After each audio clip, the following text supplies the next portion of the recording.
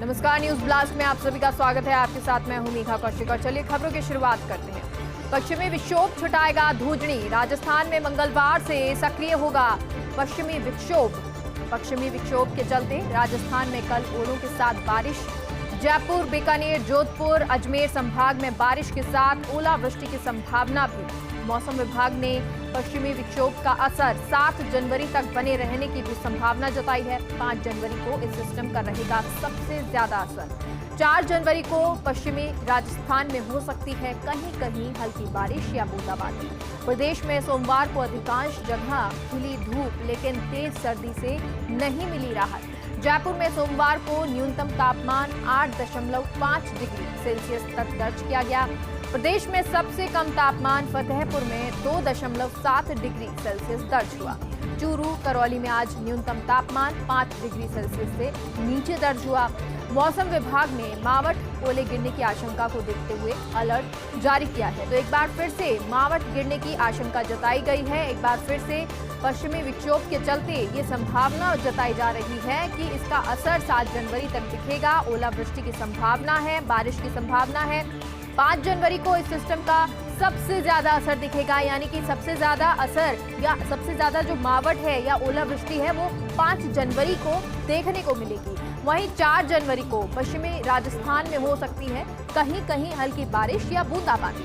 प्रदेश में सोमवार को अधिकांश जगह खिली धूप, लेकिन तेज सर्दी से राहत नहीं मिली है। जयपुर में सोमवार को न्यूनतम तापमान 8.5 डिग्री सेल्सियस दर्ज किया गया। प्रदेश में सबसे कम तापमान फतेहपुर में 2.7 डिग्री सेल्सियस दर्ज किया गया है। चूरू, करौली में आज न्यूनतम तापमान 5 डिग्री सेल्सियस से नीचे दर्ज हुआ है। तो वहीं मौसम विभाग ने मावठ, ओले गिरने की आशंका को देखते हुए अलर्ट जारी किया है।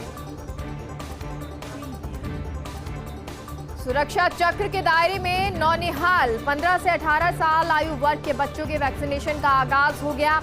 मुख्यमंत्री गहलोत ने प्रदेश में वैक्सीनेशन कैंपेन की शुरुआत की। गणगौरी बाजार स्कूल में आयोजित किया राज्य स्तरीय कार्यक्रम। गहलोत ने कहा, मुझे खुशी है कि हमने जो मांग की वो पूरी हुई।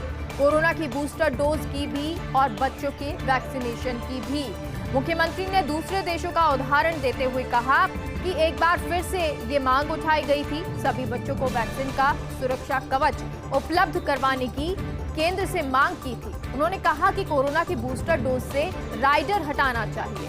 देश के अंदर बूस्टर डोज सभी जरूरतमंदों को लगनी चाहिए, क्योंकि अभी तक जो बूस्टर डोज की बात कही जा रही है वो उन लोगों के लिए या उन बुजुर्गों के लिए जो गंभीर रूप से बीमार हैं या फिर जो वॉरियर्स हैं उनके लिए ये बूस्टर डोज है। लेकिन अब अगर बात करें वैक्सीनेशन के लिए तो सुरक्षा चक्र के दायरे में नौनिहाल यानी बच्चे भी आ गए हैं। 15 से 18 साल आयु वर्ग के बच्चों के लिए वैक्सीनेशन का आज से आगाज हो गया।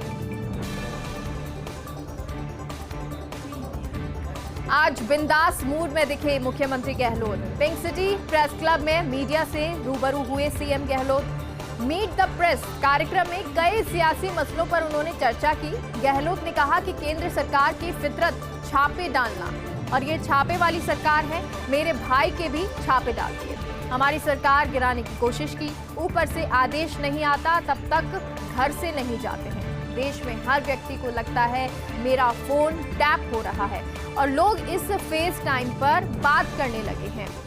फेस टाइम पर आजकल लोग इसलिए बात करने लगे क्योंकि उनको लगता है कि उनकी फोन की रिकॉर्डिंग हो रही है।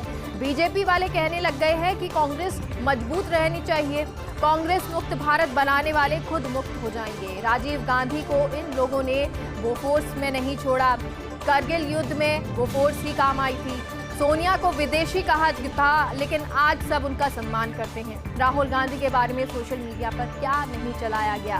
प्रेस क्लब का सदस्य बनने के लिए मुझे मुख्यमंत्री बनना पड़ा, और इसके बाद वो हंसे भी, स्माइल भी की।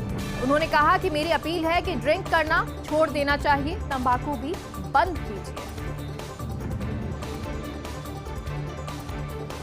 मुख्यमंत्री गहलोत ने जीता बच्चियों का दिल। 15 प्लस यानी कि 15 साल से ऊपर के आयु वर्ग के वैक्सीनेशन अभियान की झलकियां। कार्यक्रम में सीएम गहलोत ने कोरोना काल का उदाहरण दिया और कहा कि कोरोना में करोड़ों का राजस्व प्रभावित हुआ, लेकिन सरकार ने बजट में इसका कोई असर नहीं आने दिया। पिछली बार भी दिल खोलकर बजट पेश किया और आगे भी ऐसा ही करेंगे। जहां भी स्कूलों में 500 से अधिक बच्चियां होंगी वहां कॉलेज खोलेंगे। इस पर जलदाय मंत्री डॉक्टर महेश जोशी ने कार्यक्रम स्थल को लेकर कहा कि गणगौरी बाजार बालिका विद्यालय में तो 1100 से अधिक बच्चियां हैं। तो मुख्यमंत्री गहलोत ने कहा फिर तो यहां बालिका महाविद्यालय खुलना तय है। और ये सुनकर पंडाल में बैठी बच्चियों ने जोर शोर से तालियां बजाई। आगे बढ़ते हैं। बीकानेर की बरानी धरती उगलेगी ऊर्जा, कोयला संकट से निजात के लिए पूगल की धरा बनेगी विकल्प। पूगल में विकसित होगा देश का सबसे बड़ा सोलर पार्क। रामसर छोटा बंदरवाला से 4000 मेगावाट का होगा बिजली उत्पादन। फिलहाल 2000 मेगावाट के 2 प्लांट विकसित किए जाएंगे। RVUNL और RRECL की ओर से लगाए जाएंगे सोलर प्लांट। बीकानेर से सरकार का 6000 मेगावाट बिजली का उत्पादन लक्ष्य है। तो वहीं रामसर बंदरवाला में RVUNL का होगा 810 मेगावाट का प्लांट। 4000 मेगावाट बिजली का उत्पादन से बदलेगी विकास की तस्वीर। भविष्य में प्रदेश में बिजली संकट से भी काफी हद तक निजात मिलेगी। तो आने वाले समय में बिजली संकट से निजात मिल सकती है, क्योंकि हाल ही के समय में जिस तरह की स्थितियां बनने लगी थी, जिस तरह से सवाल उठने लगे थे कि क्या बिजली की कटौती की जाएगी, उसके बाद अब बीकानेर की बरानी धरती से ऊर्जा मिलेगी, यानी ऊर्जा उगलेगी वो। कोयला संकट से निजात के लिए पूगल की धरा विकल्प बनेगी। पूगल में विकसित होगा देश का सबसे बड़ा सोलर पार्क। रामसर छोटा बंदरवाला से 4000 मेगावाट का बिजली उत्पादन होगा, क्योंकि अभी अगर फिलहाल की बात करें तो 2000 मेगावाट के 2 प्लांट विकसित किए जाएंगे। RVUNL और RRECL की ओर से लगाए जाएंगे सोलर प्लांट।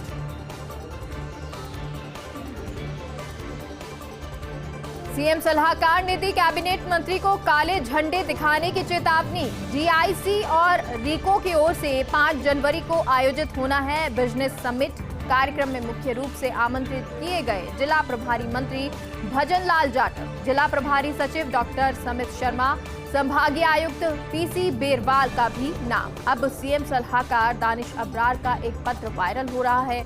दानिश अब्रार ने लिख डाला मुख्यमंत्री गहलोत को पत्र। निमंत्रण पत्र में सीएम और उद्योग मंत्री का नाम नहीं होने पर बयां किया दर्ज। साथ ही लोकतांत्रिक तरीके की बात कहकर काले झंडे दिखाने की चेतावनी भी दे डाली। प्रतिनिधियों पर ब्यूरोक्रेसी के हावी होने का भी हवाला दिया।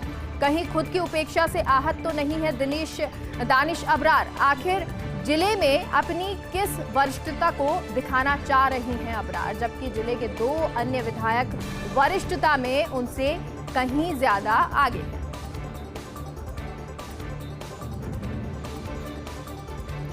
खान एवं भू विज्ञान के प्रोस्पेक्टिंग लाइसेंस से जुड़ा प्रकरण है। तो प्रोस्पेक्टिंग लाइसेंस से जुड़ा ये प्रकरण राजस्थान हाई कोर्ट में आज हुई। प्रकरण पर सुनवाई justice MN Srivastava, justice MK Vyas की खंडपीठ पर यह सुनवाई हुई है।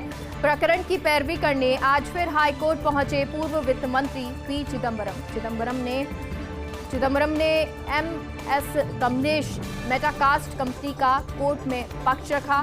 खान एवं भू विज्ञान के प्रोस्पेक्टिंग लाइसेंस से जुड़े कोर्ट के सामने तर्क रखे गए। राज्य सरकार की ओर से अतिरिक्त महाधिवक्ता मेजर RP सिंह ने पैरवी की।